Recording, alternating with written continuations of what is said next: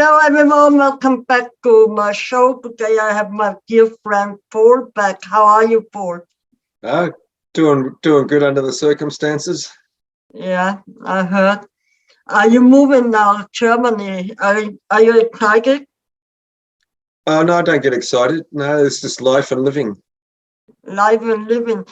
So I want to talk about truth today. Yeah, and because you are quite enlightened, what would you, how would you define truth in Well, your work? how would I define truth? Well, that's a very complicated. The answer to that's quite complex because that can be answered on. I could answer that on different levels, but basically, the truth is what is the truth. And what is is it's like the Indians, the Sanskrit, the Vedic culture has a term, neti, not this, not this.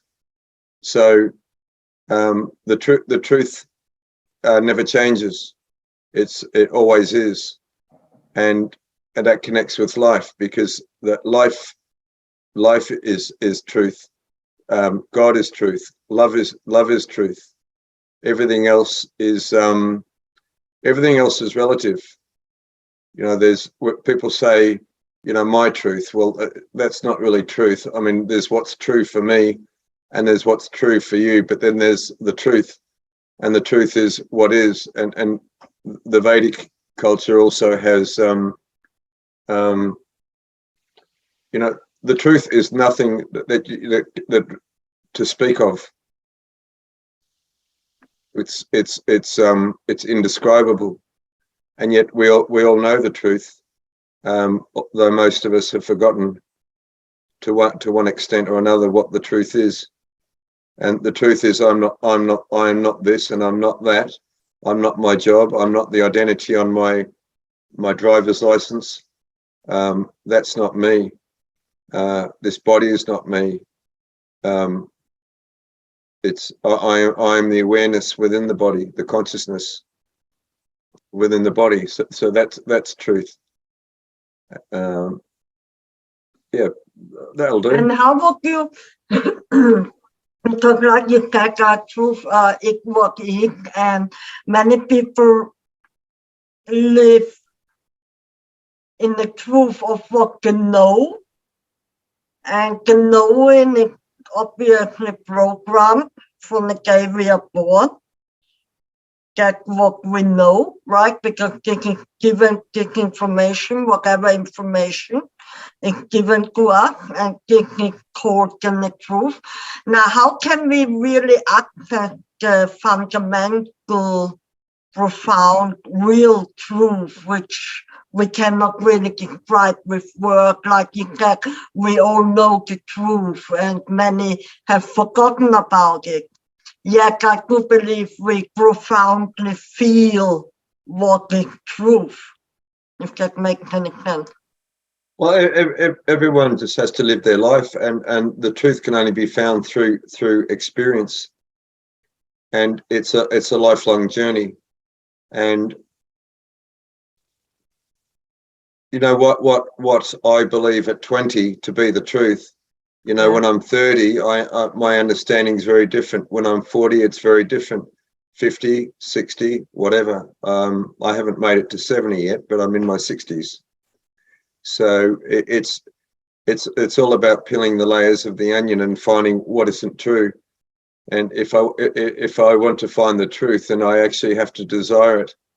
And most people are caught up in the illusion, of the theater of the world. And really it's through suffering, really, because we're born into a culture that trains us to be good boys and good girls, and and we live that life that we're trained into, and it takes a certain amount of suffering. By grace, I've had immense suffering in my life, and it's shaken me in my core at different phases of my life. And and that's projected me into this is not the truth, not this, not this. And it's not that we need to suffer. That there comes a point in my life where I say, okay, I can recognize the truth now. I don't need to suffer anymore. So as I get older, and I'm sure this is true for many people, we don't make the same mistakes. Yeah. And do you think they are necessarily mistakes, or do you think like a higher power putting us through suffering in order to find our truth or our truth?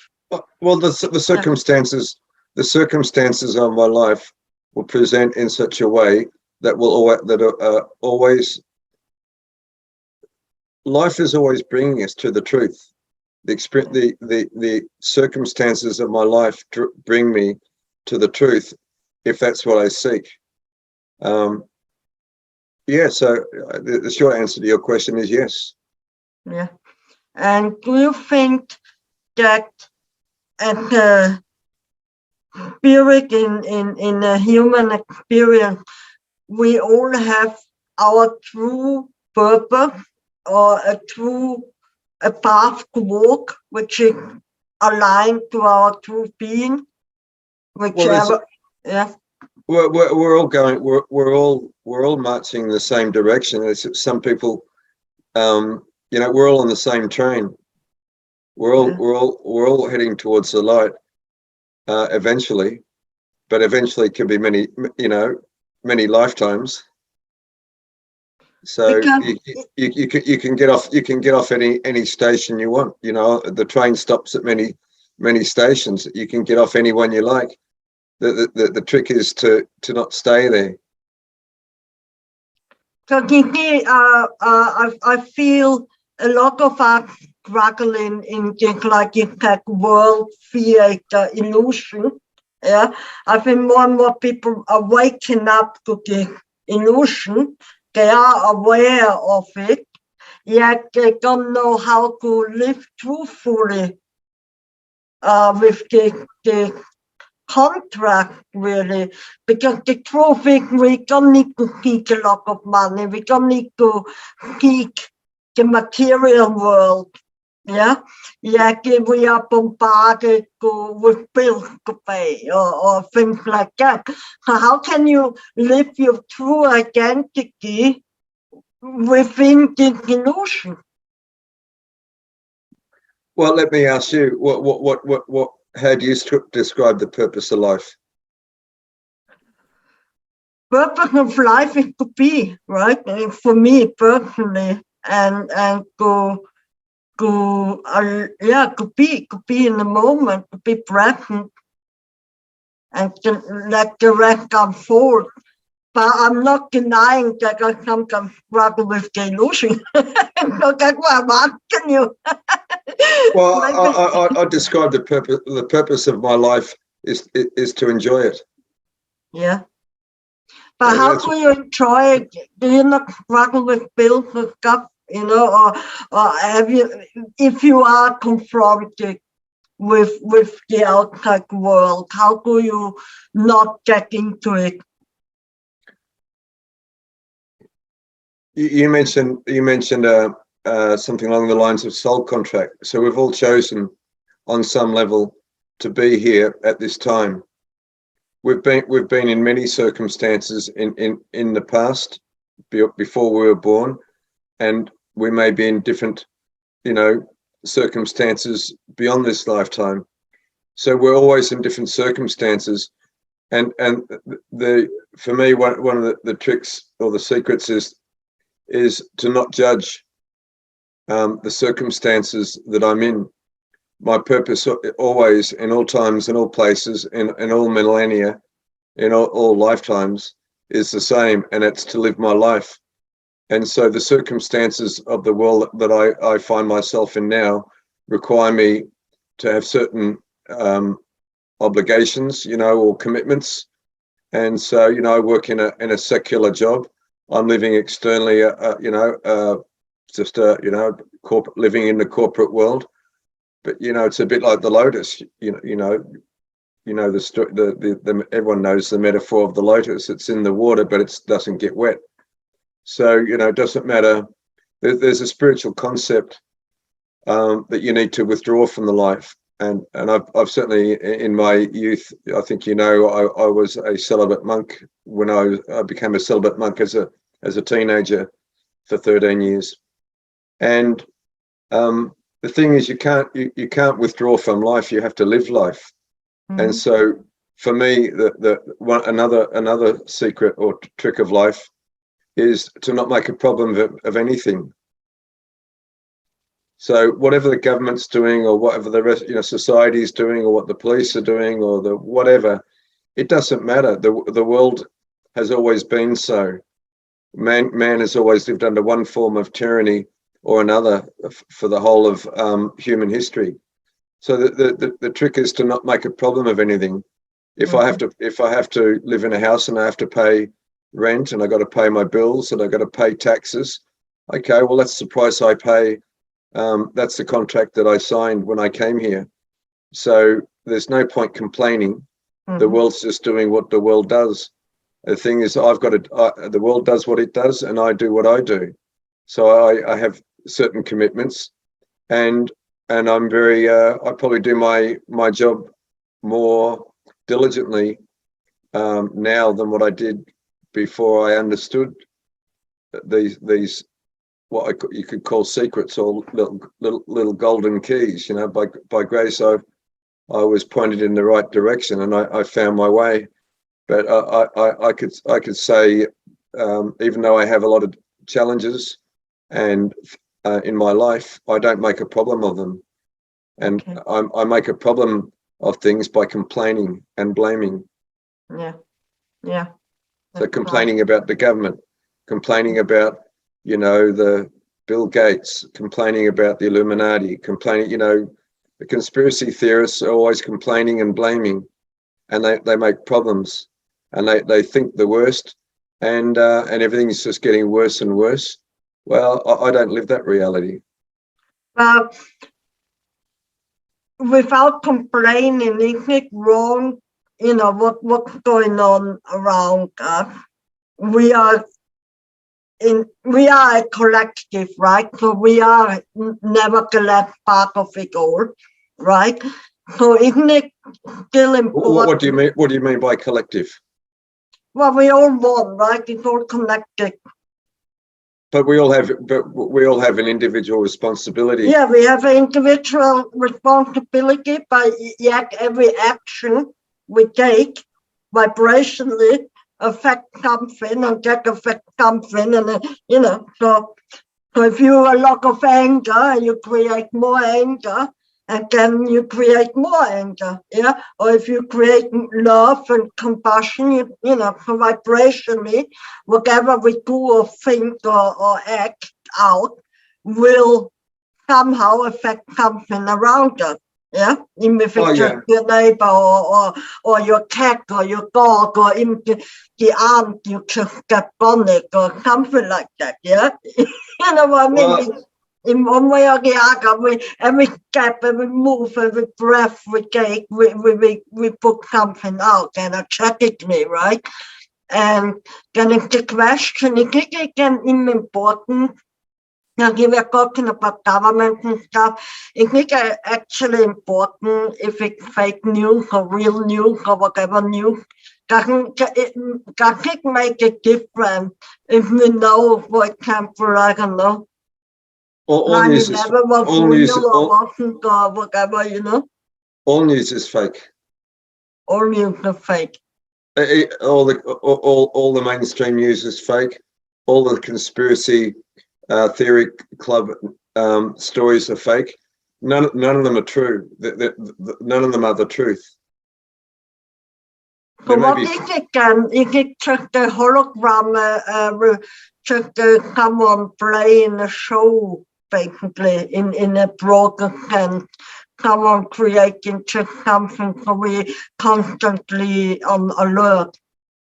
Well, the thing is that the nature of the world is it's it's always looking to take us out of our center. So Mhm. whether it's the government doing this, or whether it's people's so-called truth seekers, I mean, what the conspiracy theorists miss is that they feed the polarity. So they keep the whole game going. They don't realize, they think that they're against their problem is that they're against the system. They don't act what they're for. And what I give attention to grows it. So if my attention is focused on what I don't want, all I do is I accelerate and then get more and more of what I don't want.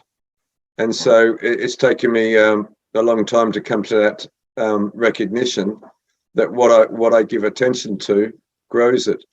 So that, as far as I'm concerned, it's all, the whole world is a smoke screen. It's theater. It's theater to take me out of my center. And so for me, I do my job. I do it well. I have good relationships with my colleagues. I enjoy my work. I feel like I'm contributing something positive through my work. But I'm on a computer all day, and in the middle of the day, I've got to get away from the computer. I go to the local park. I feed the swans. I feed the ducks. I feed the squirrels. I walk among the trees. I enjoy the flowers that are out at the moment. So many trees are blooming, and sometimes I'll do that in the morning, and most evenings I do that. So I try to get out 2 or 3. Well, I don't try. I get out 2 or 3 times a day, and just be amongst nature. And nature, do you agree? Nature is truth. Truth. It's like the Well, vibration. it's not permanent. It's Not permanent. But the actual reality. Well, the reality behind the life form. Yeah. What is it? What is it? What is that life that's coming up through the tree into the branches and blooming those flowers? That's what fascinates me, is how life is so amazing, how it can assume all these different forms. It's the same life in the trees that is making the flowers bloom, that's within you and me. Yeah. And I just find that amazing. And I give attention to that, and for me, life is great. And even though it's on the screen or the theatre, the stage of the world, it seems everything's falling apart. If people are focusing on what's happening in the world, it seems like we're in the end of times. But actually, this is all just it's just theatre for the masses. Yeah. It's doing what the world does to distract us, to take us from our center to what's real. And what's real is the life that's within me and within all things. And why do you think they want us to get out of it? Who tries to get us out of our center? Who are they? Why? There is no they. There is no Okay. them. There's only ignorance, and people are caught up in ignorance, and humanity is possessed by the thinker. And where does the thinker come from?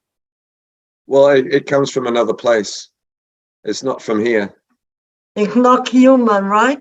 It's a parasite. It's an interdimensional parasite that has infected humanity and infects humanity. And it's that parasite you could call the thinker. Thank you. And the thinker takes us out of every one of us has the ability to be free of the thinker simply by being present, by just simply pausing, taking time and slowing down and just being witness, not judging, but just being witness and seeing things. And the more that I practice stillness, the more it becomes obvious and evident. And how do you practice stillness? going to the park and feeding the swans and feeding the squirrels. The connection in nature, walking. Yeah. Yeah. Just enjoying my life. Yeah, beautiful. Do you have any other advice for the people out there how they can find their inner truth? Any tip? Like, do you have any routine or for apart from going to the park, any other tip people can apply? If you being present in the body, that everything we need is there's a super intelligence within the body, and by being in the body, most people are disconnected from their bodies because they think too much, and they're always thinking about what's next, or they're lamenting about the past, grieving about the past, or it's okay to have a plan. I mean, I have my plans for returning to Germany, but I don't know how it's. I can only plan as far ahead as I can. So I'm taking action, and that's the other thing, is thinking is a vastly inferior alternative to action. So if there's something, if someone has a problem, thinking about the problem doesn't make the problem go away. It grows the problem. If I have a problem, then a problem means that there is an action to be taken. And if there's no action to be taken, then do nothing. Yeah. And why is it that people struggle so much of doing nothing? Including myself sometimes. I think, okay, I have to do something. I have to do, and sometimes I do nothing while I try to do a lot, if that makes any sense. You know what I mean? You think you have to do a lot, and then you overthink it and turn up, you do nothing, really. But that takes vigilance. It takes discipline. It takes. I mean, we all have that to one extent or another. It's a matter of just looking at the situation and seeing, oh look, I'm avoiding. Oh look, I'm procrastinating. I mean, that's lethargy is normal. It's quite natural. It's given the circumstances we live in. It's quite natural to feel lethargy, because when you look at the state of the world. But then, if nothing else, you know, if there's no action to be performed, then let me just be in nature. You know, I've contemplated this quite a lot. You know, how I would handle, for example, if I was in prison, for example, for whatever reason. As long as I can see the sky out the window, I can feel I can connect. You know. You know, if there's trees, and if I'm not in prison, if I'm where I am now, if I'm lucky, I've got a park I can go to by the river. You know, I can walk along the river and see the bird life along the river. I see life and death, the whole cycle of life. You know, I see the brutality, I see the beauty. It's all good. It's just feeling it, because it reminds me of my own nature, that I too am. You know, a child of God on this earth. We're all just here to have that experience, and how I enjoy or suffer that experience. Only I can control that. You know, I can't control the circumstances of my life, but I can respond and take appropriate actions, and action purifies. Sitting around thinking and moaning about my problems and feeling sorry for myself that's just an inferior substitute to action. Only action will solve my problems. But what if you're in a situation where you can't see an action to be taken? Then don't take any. And just wait, yeah. Most people are so in their heads that they can't be in their bodies. And how can you be full in your body? Apart, and go in the park, go for a walk, what else? Practicing stillness and being comfortable with my own company, Yeah, not needing any external stimulation. I yeah, don't need to have my head up my ass in a phone all day or yeah, on a computer screen. It's actually being comfortable just watching the water go past, the leaves blowing in the breeze. It's if you actually can slow the brain down and just appreciate. I'd say if nothing else, that's a good practice. And where you go from there is a matter for yourself, for myself.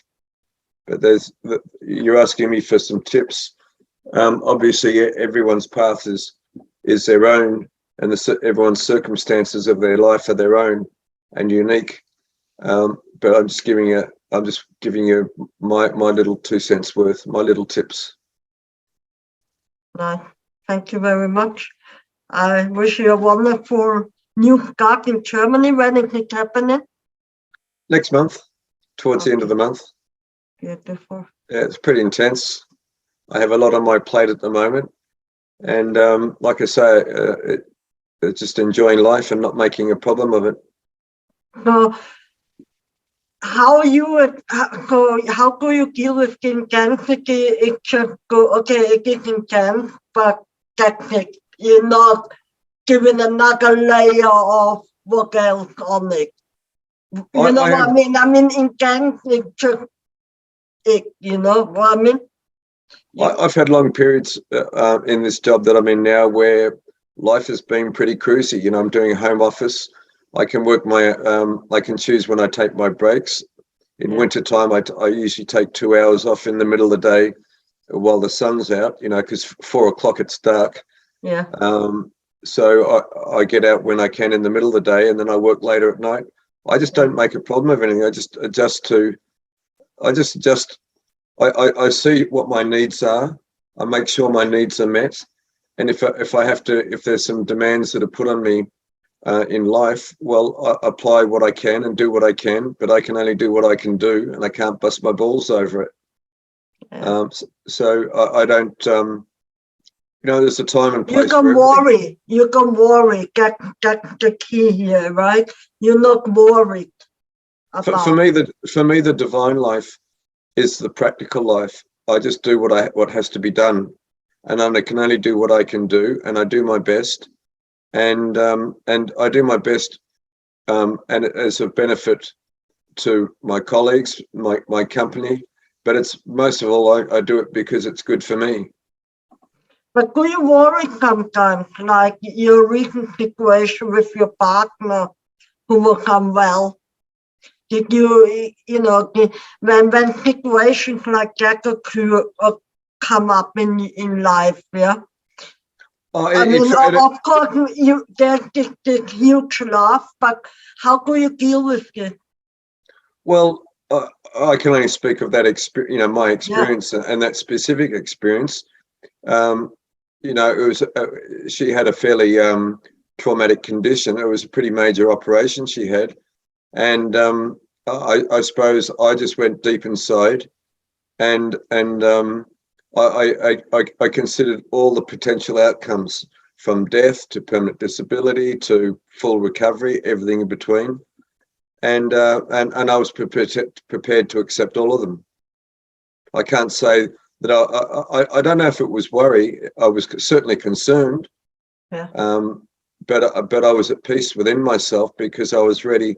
I had considered all the possible outcomes, and I was of course, one never knows how one's going to be affected by the outcome, but I was as prepared as I possibly could be, that if she was going to be a vegetable, she'd already told me that if that were to be the case, she didn't want to be on any artificial life support.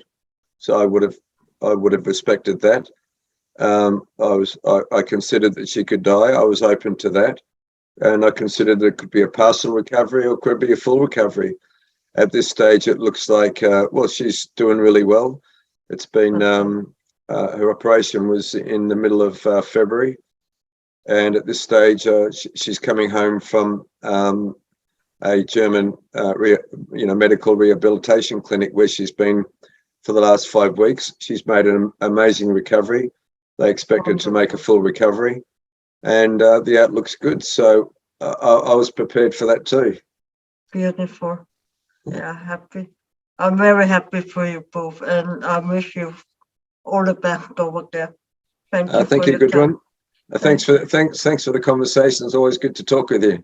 Over anytime, even in Germany. Yeah. Hey, we should catch up before I leave England. Yeah. All right, I just stopped the recording now. Yeah.